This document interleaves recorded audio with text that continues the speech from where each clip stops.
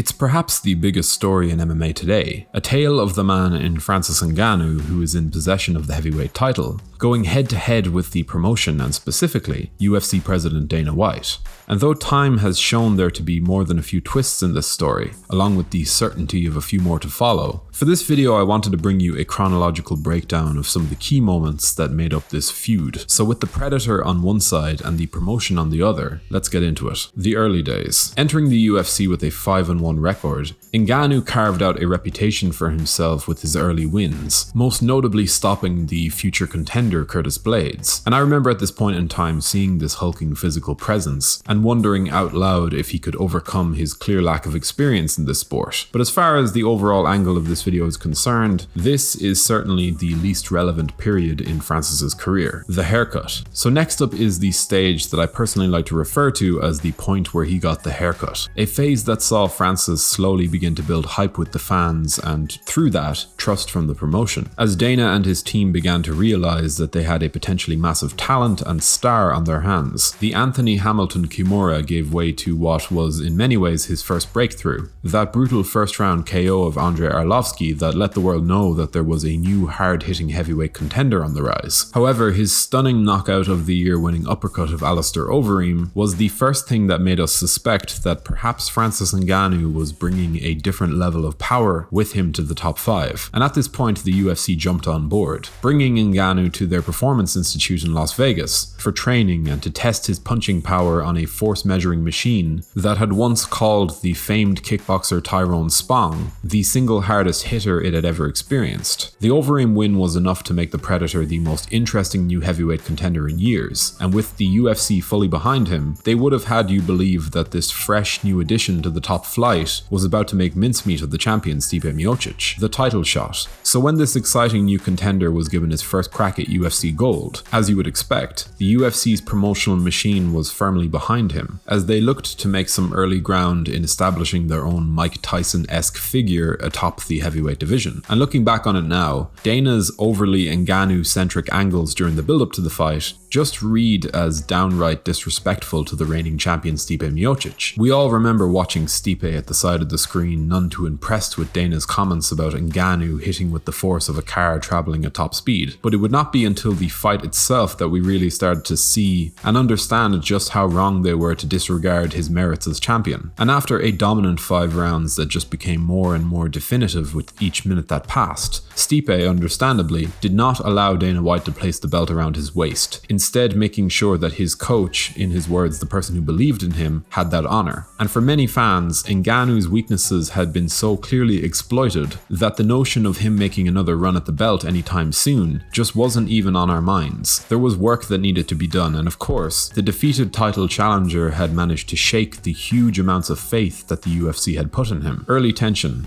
Now, if you're looking for a point that shows the rise and fall of the relationship between Francis and the UFC, the time that painted a pretty clear picture of how well things could go and how low they could potentially sink, the aftermath of the UFC 220 main event was a strong point of reference. Ngannou had more or less had all of his momentum brought to an almighty halt, with Stipe showcasing just how unrealistic it was to expect a fighter as green as Francis to tie it all together in terms of his skills so early on. And of course, where Dana had all but ignored Stipe's own pursuit of historic success in the pre-fight build-up, you could just tell that he was fuming after he was made to look a little foolish for pushing Ngannou so heavily. Dana, of course, knows as well as anyone that putting too much faith in an athlete's performance in a live cage fight isn't the wisest move, or at least it isn't some of the time, but man did he look upset in that fight's aftermath. He even started to foreshadow their future issues by openly criticizing Ngannou for leaving the UFC PI to go to France just 2 weeks out from the fight. The mood from the UFC president was one of intense disappointment,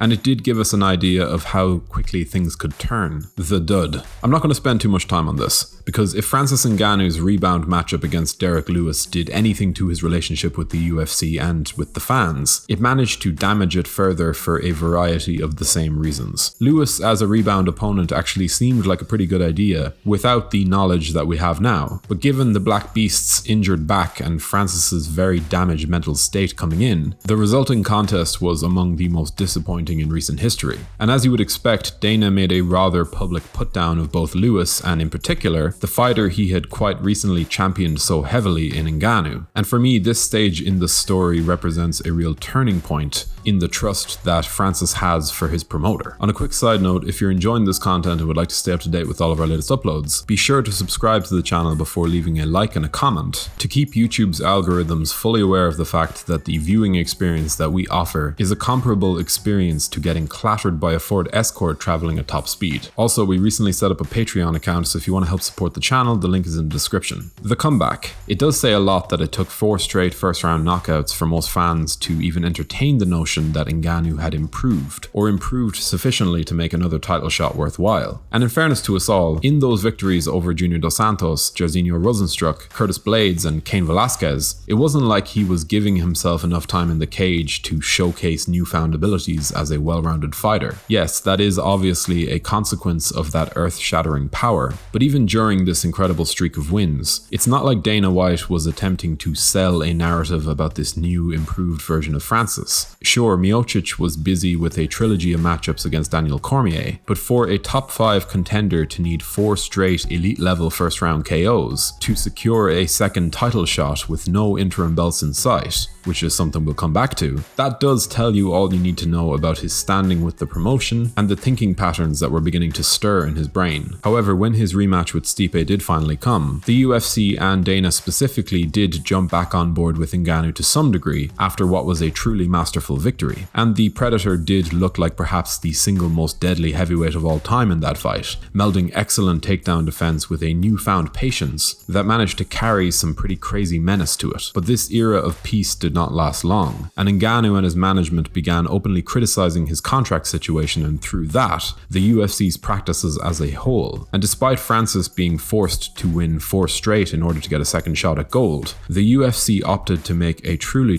pointless interim title for the showdown between Ciryl Gane and Derek Lewis, almost as a power play in the face of this noisy new champion. The fans were understandably just as confused by this as you would expect, but during this time, we would certainly begin to see more tension emerging between fighter and promotion. Ngannou at this point began to openly question the UFC's payment structures, especially in comparison to boxing, marking his first notable interest in making the transition over to the squared circle, the old friend. Now, after Ciryl Gane was able to dominate and defeat Derek Lewis to take home interim gold, the UFC moved to set up the matchup that would bring together these 2 former sparring partners. With all the marbles up for grabs, Dana began focusing in on Francis's management as a major issue, attempting to separate himself from the idea that he was attacking Ngannou directly, even though it was clear that Francis's own desires were the same as his manager's. And during the build-up, several subtle digs at Ngannou in the fight promotion seemed to suggest that the UFC were hoping that the betting favourite Gane would make their upcoming contract battle a much easier task, because as things stood, this was the last fight on Francis's contract, even with the murky waters of the champion's clause in mind. For Dana, having a heavyweight champion who also had some very strong anti-organization viewpoints would be a far more difficult proposition than the reduced leverage he would have as a contender. And if you want to hear about the fight itself, do be sure to check out our video, where I actually look into what happened on the night itself. But to summarize, Francis went out there and managed to subvert expectations by winning the matchup with a wrestling-heavy approach, making it a victory that served up a massive boost to his negotiational power. So we all saw what happened post-fight,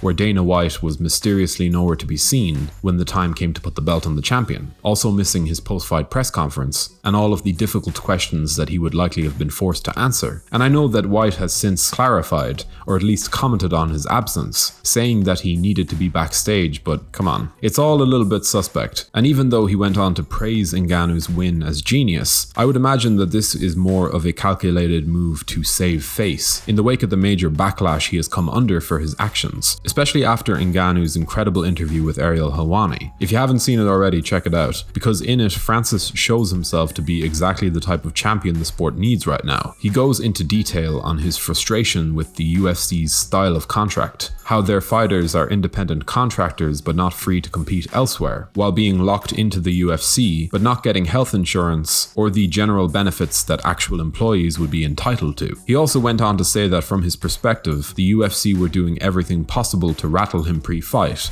claiming that they even texted his manager on fight day to announce to him, and through him Francis, that the promotion would be suing him for meeting with the manager of Jake Paul. He also very subtly suggested that Ciryl Gane was aware of the injuries that he had sustained during fight camp, telling us without telling us that he believed that delivering a sneaky little heads up wouldn't have been beyond Dana and his team, either directly or indirectly. Thankfully, the reaction to the interview was almost unanimously positive, with many calling it one of the most important interviews in MMA history. It is hard to know what the future holds for this saga, but if one thing is for certain, whether a fight against Tyson Fury materializes or not, it's that Francis Ngannou is a man of principle. He has managed to experience both extremes from the UFC, and by the looks of things, appears to be willing to lose it all to get what he feels he deserves. But what do you make of this truly intriguing battle for power between the world's biggest MMA promotion and the baddest man on the planet? Do let us know your opinions in the comment section below. We always love to hear from you guys. If you enjoyed this video, be sure to leave a like and a comment before subscribing to the channel so you can stay up to date with all of our latest uploads. Patreon link is in the description. Thank you for watching.